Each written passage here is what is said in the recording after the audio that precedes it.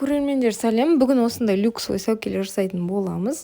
Осындай сәукеле жасау үшін сіздің бірталай уақытыңыз, бірталай шыдамыңыз керек. Және бұл сәукеле қымбаттау шығады. Обычный тойбастар бомбонеркілерге қарағанда. Дегенмен клиенттер осыны сұрайды, ал сұраныс бар жерде міндетті түрде ұсыныс болу керек. Сізге ең бірінші осындай шаблондар каналы қажет болады. Ол каналды алу үшін маған WhatsApp номерге хабарласыңыз, видеоның астында номерім тастап кетем. Сіз дайын шаблонды аласыз. Тек қана мына жерге текстін жазуды ұмытпаңыз. Сырға салу деп атын есімін жазып шығасыз да распечатка жасайсыз. Содан кейін линия бойынша осылай қиып шығасыз. Барлығыңыз менің лайфхагымды білетін шығарсыздар. Осылай міндетті түрде үшеуін бірге қиямын. Бұл 100 штугын істегенде, 200 штугын істегенде өте ыңғайлы. Осында канцелярский зажиммен бір жағынан қысып қоямын да, бір жағынан пальчигіммен қозғалтпай ұстап, бірдей қылып қойып шығамын. Сіз де солай істеп көріңіз. Бірдей қиып, сонымен қатар үшеуін бірге майыстырып шығамын. Уақытыңызды біраз үнемдей аласыз олай істесеңіз.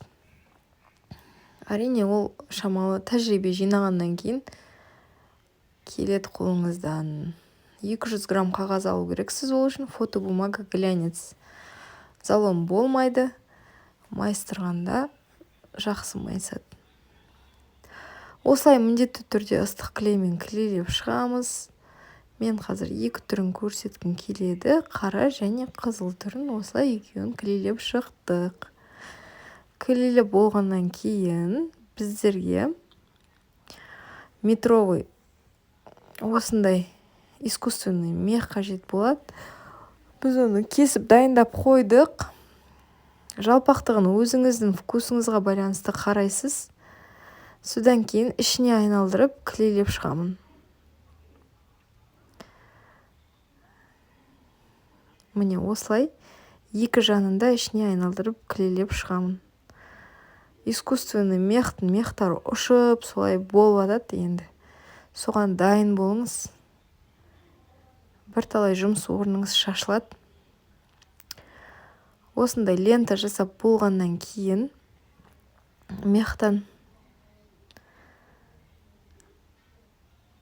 клейлеп саған жеріңізді клейлеп саққан жағыңызбен осылай ішіне қаратып ыстық клеймен клейлеп шығасыз.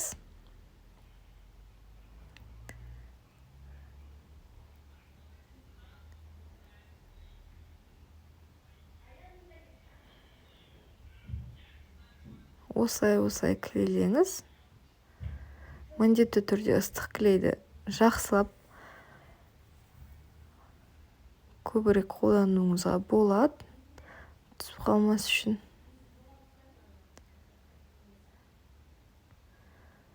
Қазір мен сізге ұзындығын айтамын.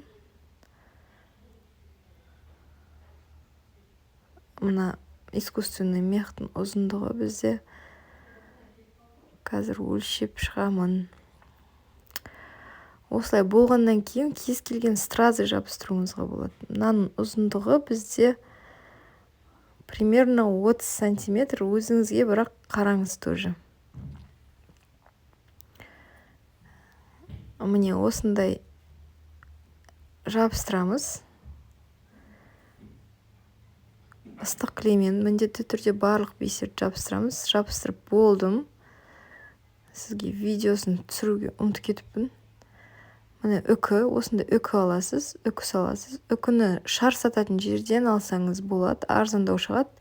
2 штугы жетіп жатыр деп айта аламын. Осының ішінде 2-ақ штук менде осындай жақсы болып тұрады. Үкіміз салдық, мехіміз жабыстырдық. Енді сіз сөзін жазсаңыз, одан да әдемі болады. Осындай міне мешочек аласыз базардан. Ұзындығы бұл мешочектің 14 сантиметр. Ені 10 сантиметр, 12 сантиметр. Примерно. Осылай алып, жақсылап желімдейсіз. Осылай ішіне клейлеп жібересіз.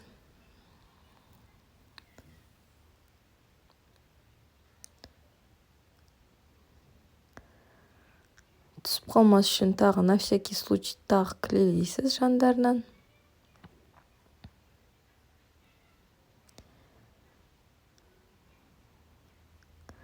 Жапқан кезде ішінде қалып қояды.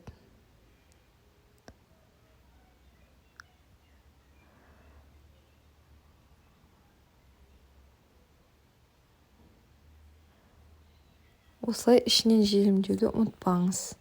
Сәукелеміз дайын.